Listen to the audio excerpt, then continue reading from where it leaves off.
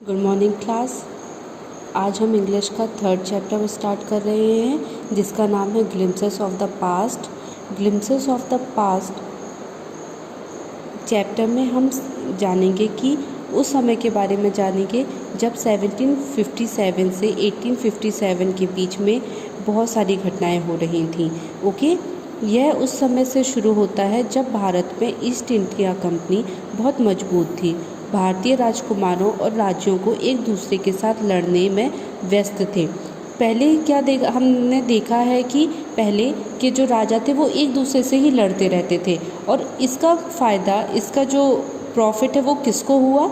अंग्रेज़ों को हुआ, क्योंकि अंग्रेज़ों से, ब्रिटिश लोगों से जो राजा थे वो हेल्प लिया करते थे। ओके, कि उस राजा को हरा दो, हमारी मदद करके आप अपनी फोर्सेस लाइए और आप हमारे साथ उस दूसरे राजा से लड़िए ताकि हम जीत सके और हासिल कर सके। ठीक है, तो इसका फ़ायदा किन्हें हुआ?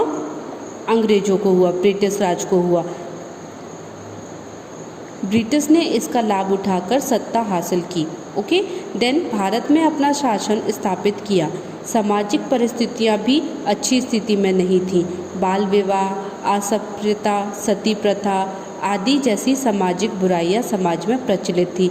आपने कई बार सुना होगा कि बहुत छोटे में पहले शादी हो जाया करती थी और अभी भी कई देशों में, कई जगहों पे, कई राज्यों में बाल विवाह हुआ करते हैं। तो उस समय भी जो सामाजिक सिचुएशंस थी, डेली लाइफ थी, वो भी बहुत ज़्यादा अच्छी नहीं थी।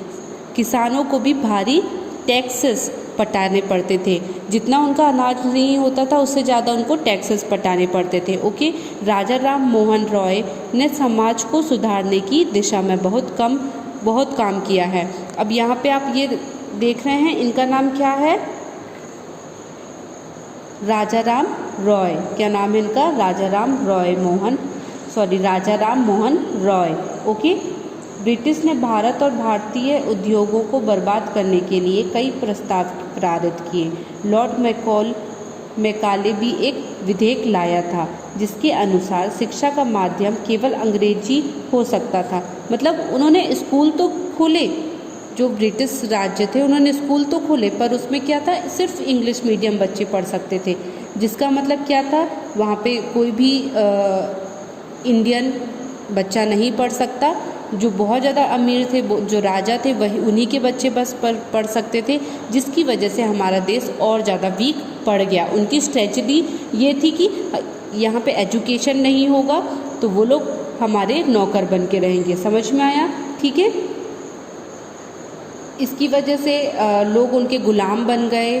सभी लोग उनकी फैक्ट्रीज़ में काम करने लगे, उनके खेतों में काम करने लगे और जो खुद के जो खेत थे उनको वो टैक्सेस की वजह से उनके ऊपर बहुत कर्ज हो गया और उनसे वो खेत भी चले गए। ओके, तो क्या हुआ?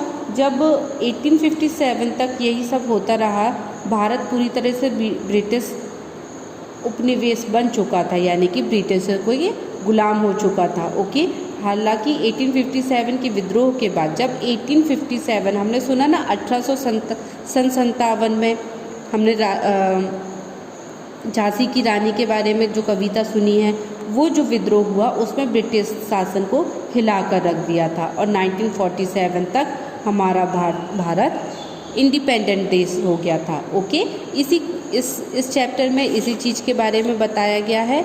ठीक है, आपको क्या करना है? आपको वर्ड मीनिंग्स ढूंढनी है, वर्ड मीनिंग्स लिखनी है। राजा राम मोहन रॉय के बारे में जानना है कि वो कैसे थे और उनकी लाइफ आपको अपनी कॉपी में लिखनी है। This is homework for you. Question answers आपको मिल जाएंगे।